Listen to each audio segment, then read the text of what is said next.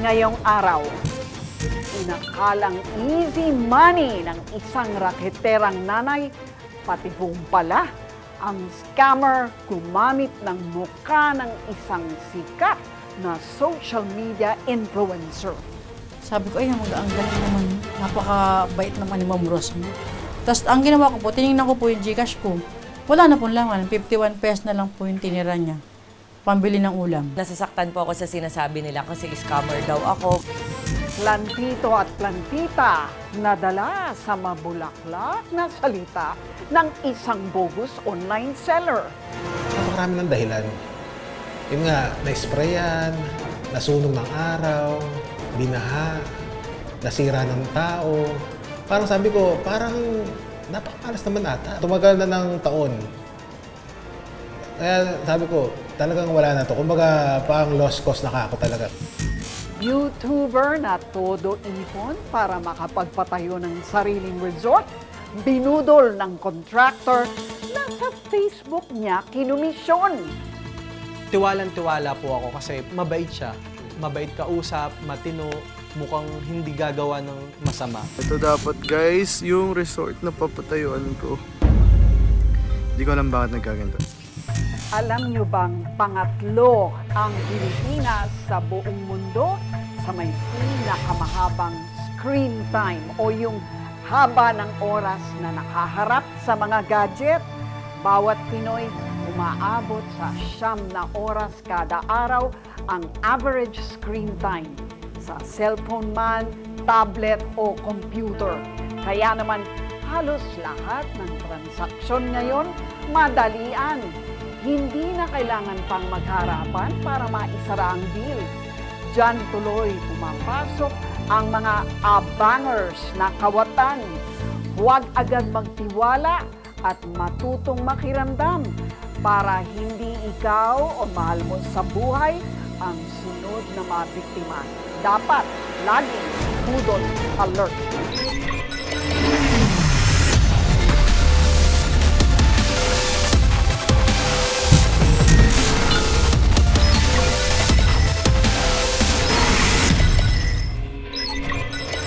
Wala na sigurong titindi pa sa patibong ng easy money na handog ng paborito mong idolo.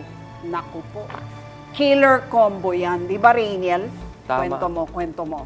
Tama, Luigi, no? Sino ba namang di maaakit pagka ang iyong iniidolo ay magpo-promo Talaga. online? Oh. Sasabihin na yung pera mo, dodoblehin, hindi. Titriplehin, hindi. Gagawing 10 beses ang halaga. Sold talaga, sold, no? Pero kailangan, ibigay mo muna ang iyong OTP o one-time PIN, password ng iyong e-wallet. Pero lahat yun malilimas. Kaya naman tama ang kanilang sinasabi na think before you click ngayong mga panahon na to.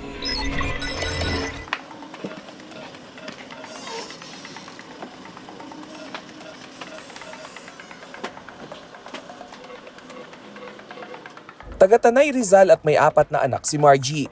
Dito sa maliit na tindahan siya umaasa ng pagkukunan ng kaunting kita. Monkey mine. Wow, may nag-monkey. Thank you naman kay Dimple. Talagang minangki ngayon. Pinapatos din niya ang lahat ng racket para pandagdag sa araw-araw nilang panggastos. Sa kanyang libreng oras, sinusubaybayan niya ang content creator na si Rosemary Tan Pamulaklakin o mas kilala sa pangalang Rosmar.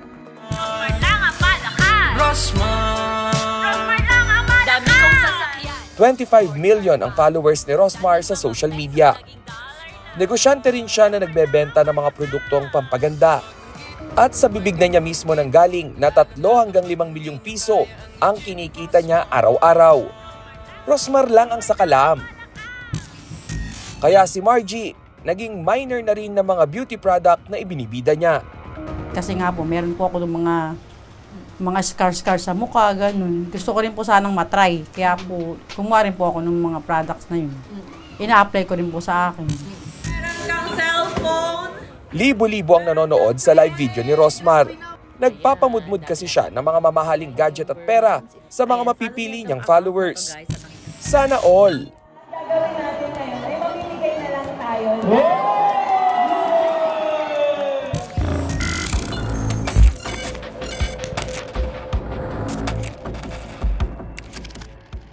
Mayo ngayong taon, tulad ng nakagawian na ni Margie, prenteng-prente siyang nag-i-scroll sa social media. Nang biglang sumulpot ang isang patalastas na inakala niyang blessing in disguise.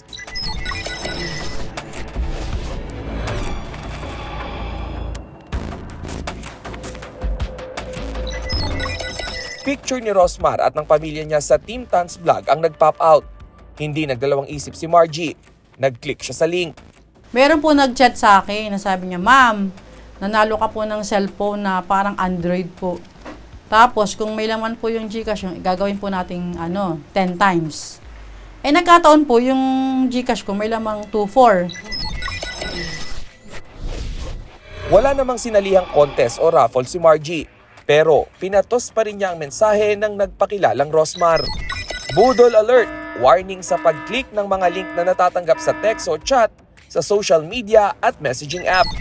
Kabilang sa mga link na ito, mga nagtatapos sa hyphen, mga link na puro numero. Mag-ingat sa mga yan. Eh di sabi ko ay instant. Hindi na ako mahihirapan sa pagtitinda-tinda. Sabi ko ay ang galing naman. Nagbigay po siya nung pipilapan ko na pangalan ko, GCash number ko, tapos edad ko po. Tapos pilapan lang po yun, tapos send sa kanila. At yan ginawa ko po, pinilapan ko lahat. Pinadala ni Margie ang kahuli-huliang laman ng e-wallet niya na 2,451 pesos and 91 centavos. Pinapalitan din ng kachat ang password niya sa e-wallet. At dahil napalitan na nga ang password, hiningi rin ng nagpakilalang si Rosmar ang one-time password na natanggap ni Margie, pati ang MPIN o Mobile Personal Identification Number niya. 4 na numero ito na mahalagang security feature para magamit ng mambubudol ang account niya sa e-wallet. Tapos sabi niya, "Ma'am, ang pagpaprocess po ng paghuhulog ng pera sa inyo, pa-bangko po. Bangko, papuntang GCash. So ngayon po, kailangan po naming makuha yung GCash number. Yung GCash number niya po at saka yung OTP number. Kasi may magsesend po sa inyo dyan ng mag-request po." Walang kamalay-malay si Margie na na-access na ng inaakalang si Rosmar ang e-wallet niya. Pagtanong ko po sa kanya na, "Ma'am, okay na po ba?" Tapos ang ginawa ko po, tinignan ko po yung GCash ko. Wala na pong laman. 51 pesos na lang po yung tinira niya. Pambili ng ulam. Doon ko po narilas na, ay Diyos ko, nabudol ako. 5 minuto lang ang tinagal at nalimas na nga ang 2,400 pesos na laman ng e-wallet ni Margie. Nasaan na po yung pera ko? Sige po, ma'am, kahit wag na po ninyo ibigay yung 24,000, yun na lang pong 2,400 ko. Hindi ko na po siya makontak, wala. Tapos sa balita po ng pinsan ko, nagpalit ng ng profile pic. Rosmar pa rin po, pero ibang picture naman nila. Yun po, yung sabi ko, Diyos ko, ano ba yan? Swerte na pag may 200 pisong kinita si Margie sa patingi-tinging tinda. Kaya ang mahigit 2,000 piso na natangay sa kanya, hindi small time. Ibibili ko po ng paninda ko sa tindahan. Oo. Yung anak ko malakas sa gatas kasi mag-1 taon na. Diaper, wala na nga po eh.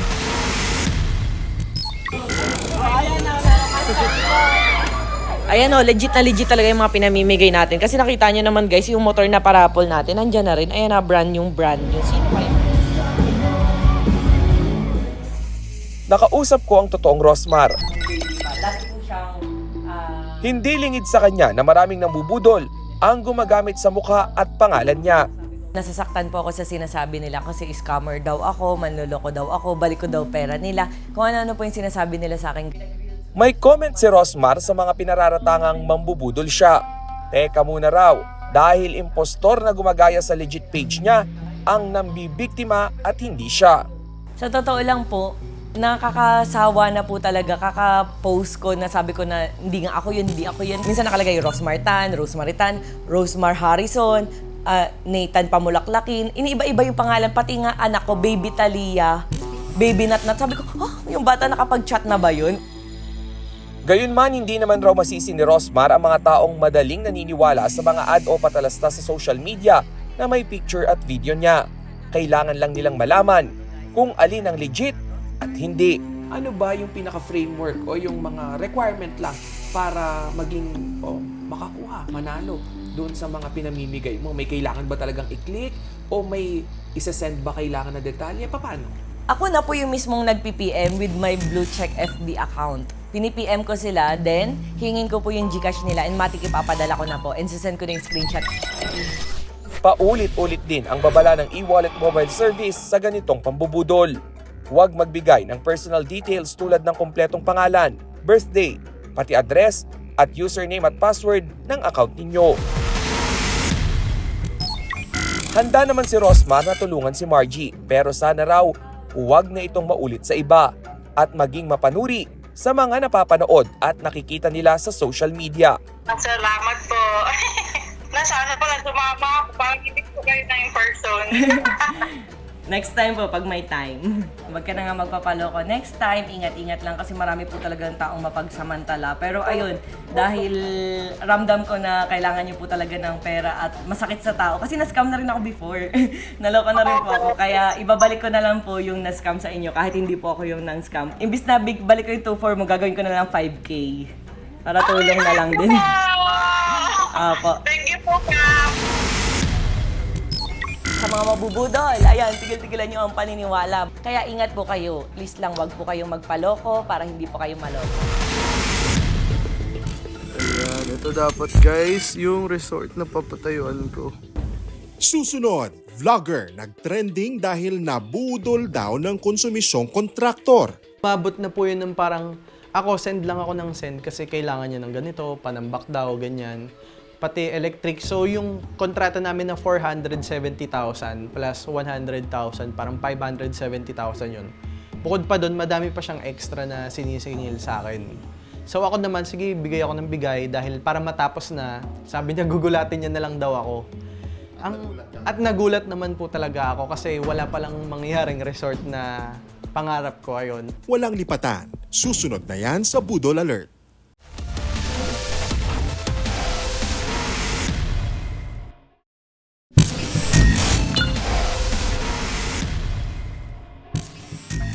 Alam niyo po, isa sa mga katangian ng isang mambubudol ay magaling mag-sales talk.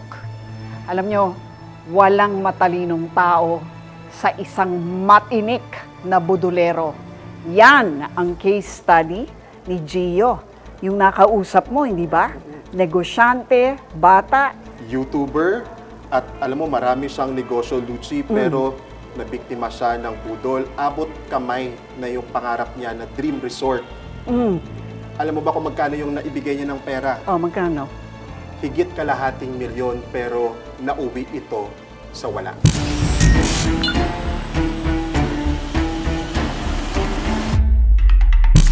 Natatandaan ko noon, unti-unti na siyang hindi nagre-reply, mabagal na yung reply niya. Tapos, iniwan niya na lang yung mga tauhan niya doon sa site. Nakita ko yung yung site na wala nang katao-tao. What's up mga ninja? It's me, Bon Brian, at ako Master Rocky. Napag-isipan ko while filming the reality show, gusto kong magpagawa ng resort or rest house sa Batangas. Nitong Marso lang nagtrending ang video ni Bon Brian Oropel pagkatapos niyang ikwento ang sinapit ng dream resort na pinapagawa niya sa Taysan, Batangas. Ginamit niya ang perang kinita at inipon niya sa pagbablog.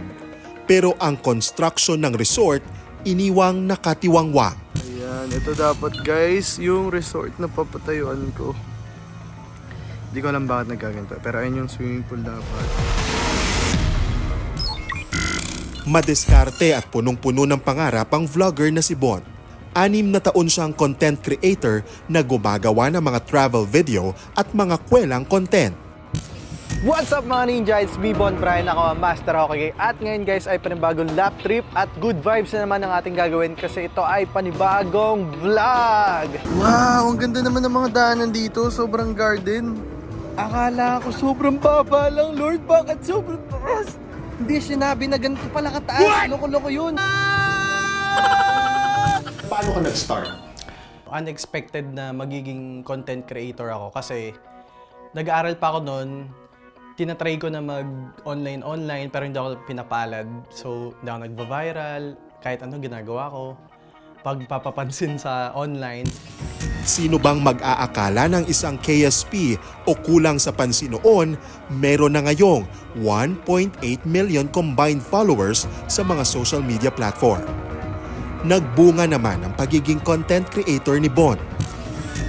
Kasabay ng pagdami ng followers niya, ang unti-unting paglago ng kita sa mga video na ginagawa niya. Sulit ang pagod at paghihintay, ika nga. Nagkaroon na po kami ng restaurant, ng gold business, tapos meron na din po kaming mga, sa mga lupa, nag-invest din po kami. So, mga property, ayun po, yung resort din po, dito ko din po talaga na paggawa po yun. Mapapasana all ka na lang, di ba? Pero may isa pang pangarap si Bont na gustong matupad. Yung resort po talaga, as in pangarap ko po magkaroon nun, not for myself, pero para po sa family ko, sa friends ko. Parang gusto ko po ng something na mapaproud sila sa akin, magiging pahingahan namin together ng partner ko. Sa lupa niya sa bayan ng Taysan sa Batangas niya ipatatayo ang pangarap niyang resort. December 2022 niya gustong simulan ang pagpapagawa nito at plano naman niyang matapos ng 3 hanggang 4 na buwan. Isa na lang ang kulang. So kumbaga contractor yung hinanap? Yes po, contractor po. Or gumagawa ng jacuzzi, swimming pool lang po. Kasi hindi ko pa planong ipagawa lahat eh. Gusto ko yung sa pool lang, iba yung sa bahay. So nakita ko, ang daming maganda naman to. Parang na-imagine ko na yung sarili ko, magsiswimming na ako dito, ganun. Pero ayun po, naghanap po ako sa online, sa Facebook. Isang kontraktor ang nakausap ni Bont sa online marketplace. Nagpakilala siyang kontraktor na swak sa budget at plano ni Bont.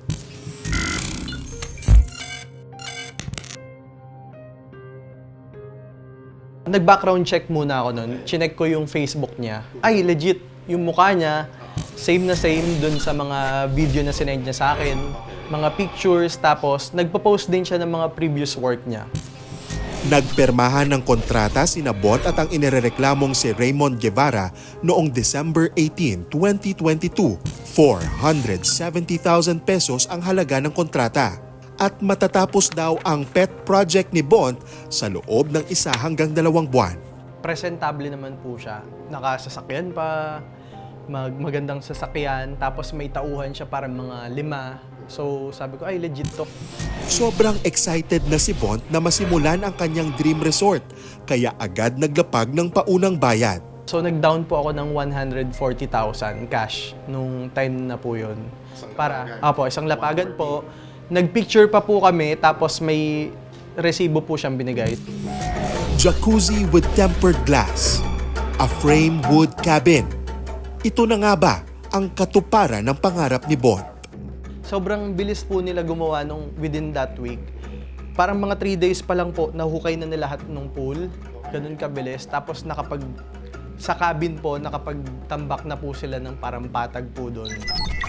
Budol alert! Tutukan ang construction ng mga ipinapagawang proyekto. Baka tinitipid ka sa materyales o hindi tumutupad sa mga napagkasunduan sa kontrata. Ito ang red flag na pinalampas ni Bont. Kasi di ba sabi mo busy ka, pwede mo lang ulit. So paano mo sila minomonitor, paano mo sila binabantayan, paano kanya ina-update nun? Nung time na po yun, dahil sobrang busy ko, nag-update na lang po siya sa Facebook, sa Messenger po talaga. Doon po kami magkausap, sinasend niya yung picture kung anong update, kung magkano yung kailangan kong bayaran, kasi may ganito, ganyan. Red flag din nang humingi pa ng dagdag ang kontraktor kuno na si Raymond pagkatapos lang ng 2 buwan dahil hindi pa tapos ang pool at cabin. Sa puntong ito, napansinan ni Bont na tumatagal at tumataas ang gastos sa ginagawang resort. Pero pinuntahan mo na yung lugar? Yes po. After po nung month na yon, nung mga February or March, pinuntahan ko na po yung lugar. Sabi ko, gusto kong makita kung anong update. Pagpunta ko po doon, yun nga po, may tauhan naman po siya. Parang 2 tauhan po doon. 2 na lang? 2 na lang. Budol alert! Lisensyado ba ang kontraktor na kinuha mo? Yan ang dapat mo munang alamin bago pumasok sa kasunduan. Bakit ka mo kailangan ng lisensya? Pag nagka-problema yung project, pwede mo siyang habulin. Kung nagkaroon kayo ng kaso, pwede kayo mag-arbitrate under the Construction Industry Arbitration Commission. Importante rin sa kontrata na meron kang tinatawag na contract. At lagyan mo rin ng provision, yung retention money, 10%. Na hindi niya pwedeng kolektahin lahat yung 100% hanggat hindi mo na-check kung may mga dapat i-reward at the end of the project delivery. Walang lisensya at hindi raw kinikilalang lehitimong kontraktor ng Construction Industry Authority of the Philippines, itong si Raymond Dayaw Guevara. Siguro po hindi ko din talaga naisip nun na mag-background check ng malala. Dapat naisip ko nun, ngayon naiisip ko, dapat pala pumunta ako sa office nila, dapat may office sila. Dapat yung kontrata namin na ginawa, parehong sign, pinanotaryo namin, para may habol ako and in person. Nakarating kami sa Barangay Buhilit, Tarlac para hanapin si Raymond. Nakausap namin ang punong barangay at sinabing hindi na raw siya nagpapakita sa kanilang lugar at marami ng reklamo laban sa kanya. So Kap, tama no? Ito siya, si Guevara Raymond Dayaw. Apo, siya po. Actually po, may mga mangilan-ngilan pang nagrereklamo dito sa kanya. Iniwanan niya doon sa may site ng kontrata nila. Nakilala pa namin ang isang dating trabahador ni Raymond na si Eden Dueñas. Hindi niya raw makalimutan ang masamang karanasan sa kontraktor. Kinuha po ako rito, pinagsadyaan po ako rito na kunin na yung trabaho niya rito sa Pampanga ba yun? Pampanga, naisama ako doon. Ngayon ang nangyari, iniwanan din yung trabaho, hindi rin natapos. Tapos yung mga pera, kinuha niya yung pera. Bandang huli, iniwan kami. Naloko man ng budulerong kontraktor, hindi niya sinukuan ang pangarap niyang resort. Kinailangan niya lang mag-ipon muli para punuan ang pondong nabudol sa kanya. Siguro yung mabibigay kong tips sa kanila, unang-una sa lahat, mag-background check muna kayo. Dapat yan, ginagawa nyo talaga, mabusisi kayo, as in, pupunta kayo sa office nila, kung meron silang office, dapat, ayan. Tapos, mas okay siguro kung recommended by friends, family, yung contractor na gagawa sa inyo or yung architect. Susunod, plantito at plantita, nadala sa mabulaklak na salita ng isang bogus online seller. Kung matinong labi na ako, nangyari, nabiktima ako. Kaso nga, papanood ka, antay, mind ka ng mind. Abangan sa pagbabalik ng Budol Alert.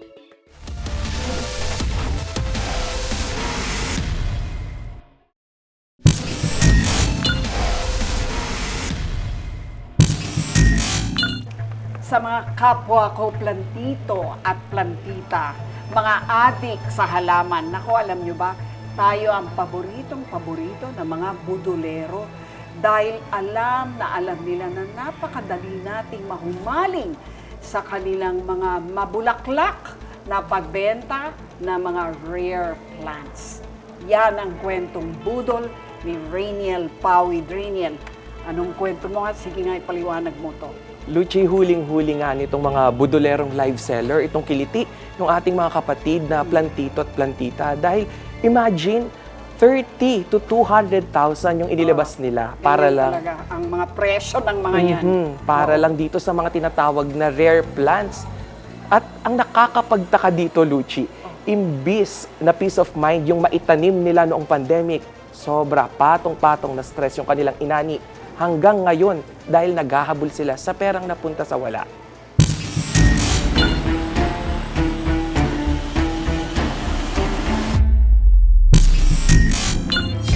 Hindi naman talaga ako plantito pero sa ilang oras kong kaharap si Richard, medyo na-familiarize ako sa ilang klase ng mga halaman. Tulad ng variegated billitate, Tiger Albo Monstera at Florida Beauty. Mga rare plant yan na todo-todo ang tinubo ng mga seller noong kasagsagan ng pandemya. Kaya nagsimula itong interes mo sa paghahalang. Kasi syempre, naka-lockdown tayo, wala kang magawa. Sabi ko, mag-check ako sa Facebook. Eh doon kasagsagan ng ang dami nagla-live. So nakita ko halaman. Sabi ko since real estate manager ako, property manager, tapos yung family ng wife ko ay landscaper, sabi ko pwede ko itong maging business, maging libangan.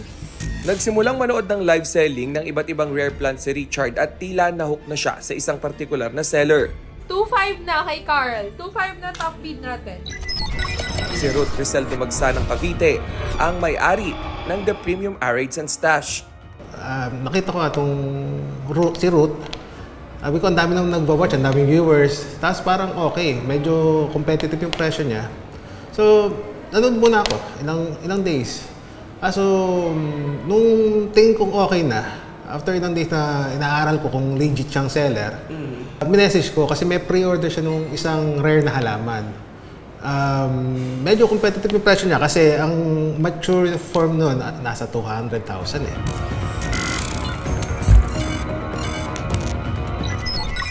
Tissue cultured na variegated bilite ang unang natipuhan ni Richard. Agad siyang napamine sa halagang 8,000 pesos. 2 to 3 weeks ang delivery. Dahil nga kampante siyang legit ang seller na si Ruth, ang isang paso, naging 2, naging 3, hanggang sa naging 7 ang pre-order plant ni Richard. Yung next na pinakamahal ko, yung Florida Beauty. Yun yung around 7,000. Yun yung mga, pag sinabi kasi variegated, hindi siya plain na green. Merong splash ng white. Yun yung mahal, yun yung maganda tignan eh. So, ang tiwala ako kasi nga, maraming mo order, tapos nga, kailangan kasi stable eh. Ako kasi dumating sa akin na patay yung halaman. So, willing ako magantay ng months. Umabot din sa 39,000 pesos ang ginastos ni Richard. Binayaran niya ito kay Ruth sa e-wallet. Tulad ni Richard, nakilala ko ang isa pa sa mga sinusuplayan ng halaman ni Ruth Dumagsa na si Jennifer Yare mula sa Las Piñas. Kampante siya dahil 2 beses na raw nakabili si Jennifer ng imported rare plants kay Ruth. Ito si Ruth, parang medyo malapit-lapit kasi sila sa... May kakilala kasi siyang parang... I'm not sure kung kapitbahay ba namin or hindi. Pero yun na, nakita ko sila sa live. Okay naman sila sa live eh. Alocasia mula sa Holland at Monstera Albo na nagkakahalaga ng 70,000 pesos ang mga halamang nabili niya mula sa live selling ni Ruth. Nang lumaon, inalok na rin daw ni Ruth si Jennifer na mag-invest na rin sa halaman business. Kung gusto ko daw, kumita din ako, mag-invest ako sa kanila. Tapos tinanong ko kung mga magkano kayo pinakamababa yung sa investment. Sabi niya, 200K daw. So sabi ko, sige yun na lang ang kaya ko. Ito ang dokumentong pinadala sa email ni Jennifer. Nakasaad sa kasunduan nila na anuman ang mangyari, maibabalik ni Ruth ang pera ni Jennifer. Easy money na 30% din daw ang tubo niya sa investment. Katumbas ito ng 60,000 pesos every 45 days. Pwede nang magpa-burger si Jennifer.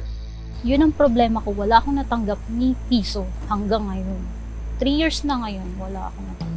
Minsan tinatakot ko na nga nakasuhan ko. Kaso sabi ko, busy lang ako this month, mag-antay lang po kayo. Parang sa inis ko na talaga kasi kailangan ko na yung pera kasi hindi naman ako mayaman eh. Marami daw namatay na plants, marami daw binabayaran naman daw nila yung iba paunti-unti. Tapos promise din sila ng promise sa akin na papadalhan daw nila ako sa susunod, hanggang sa wala na talaga. Hindi lang pala si Jennifer dahil pati si Richard halos inugat na sa paghihintay sa mga pangako ni Ruth. Sir Bon, kailan yung punto na napuno ka na? Napakarami ng dahilan. Yun nga, na-sprayan, nasunog ng araw, binaha, nasira ng tao. Parang sabi ko, parang napakamalas naman ata. Parang hindi na kapanipaniwala. Puro rason, tumagal na ng taon. Kaya sabi ko, talagang wala na to. Kumbaga, parang lost cause na ako talaga. 39,000 pesos daw ang binayad ni Richard kay Ruth. Pero 4,000 pesos lang ang nabawi niya. Patay tayo riyan.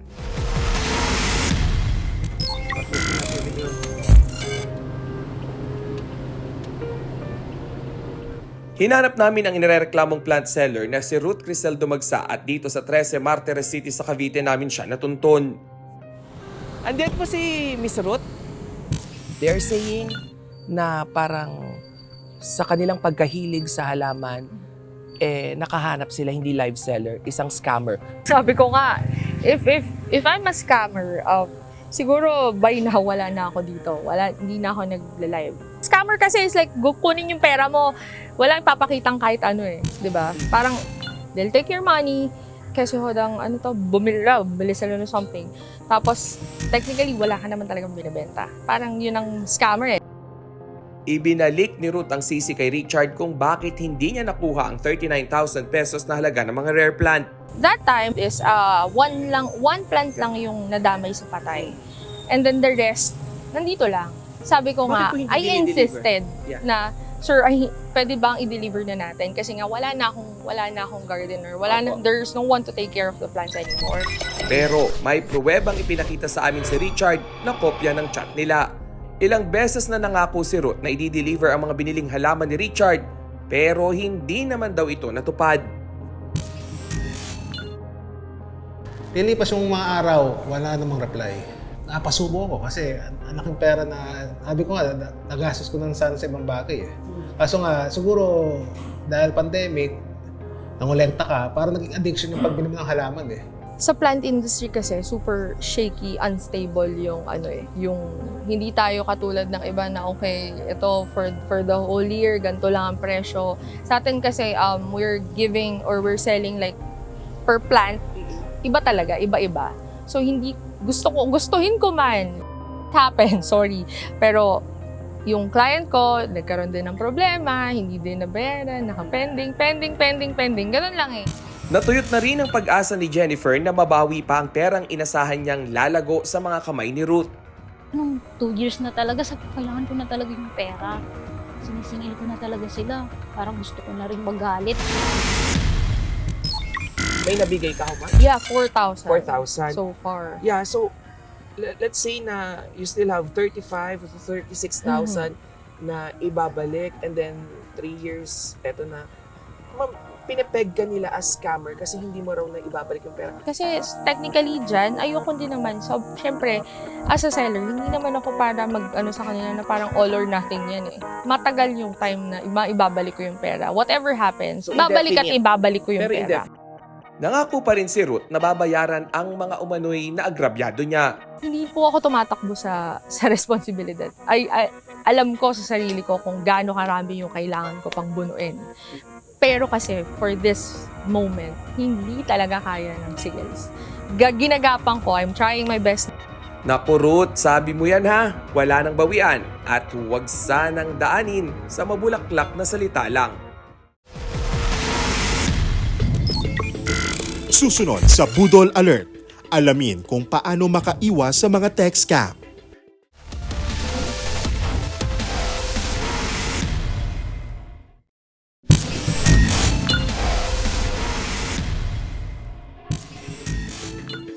Sa kwento ni Margie, red flag na kung tutuusin ang pagtanggap niya ng mensahe na nagsasabing nanalo raw siya ng premyo. Pero ang nakalimutan niya, wala naman siyang sinalihang kahit ano. Sa karanasan naman ni Richard at Jennifer, marahil natugunan kaagad ang reklamo nila kung inilapit agad ang problema sa mga otoridad. Walang maliit o malaking halaga ng pera ang dapat mapunta sa mga manloloko. Kaya huwag hayaan na magoyo nila tayo. At yan ang aking Budol Alert. Ako po, si Rainiel Pawid. Libre ang mangarap. Totoo naman yan. Pero sa mata ng mga mambubudol, sasamantalahin nila ang pinaghirapan mong pera at panahon para sa pagtupad ng mga plano mo sa buhay. Kaya bago pa maging bangungot, ikaw na mismo ang kumilatis. Hindi dahil mukhang elegante o disente, hindi na yan red flag. At yan ang aking Budol Alert. Ako po, si Gio Robles. Extra Budol Alert! Isa ka ba sa mga nakatanggap ng text mula sa iyong service provider tungkol umano sa rewards na pwede mong i-redeem? Huwag magpadalos-dalos, baka budol yan. Ang modus ng mga kawatan, magpapadala ng text message na may kalakip na link. Kapag pinindot, makikita ang iba't ibang items or rewards na maaari mo raw makuha, earphones man, smartwatch, at kung ano-anong mga gadget.